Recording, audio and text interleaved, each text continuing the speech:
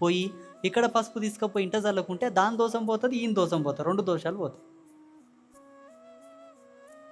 అంటు దోషం ఉంటే ఏమవుతుంది, ఆయనకేవి ఒంటు పట్టవు, ఇంటికి కూడా ఏమంటావు, ఎక్కడికైనా పోతుంటాయి, వచ్చినా పోతుంటాయి.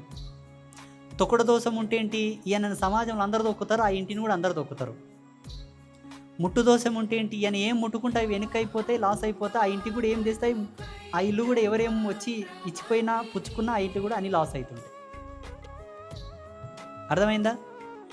ఆ 22వ తారీఖు రోజు వాళ్ళు వచ్చి పసుపు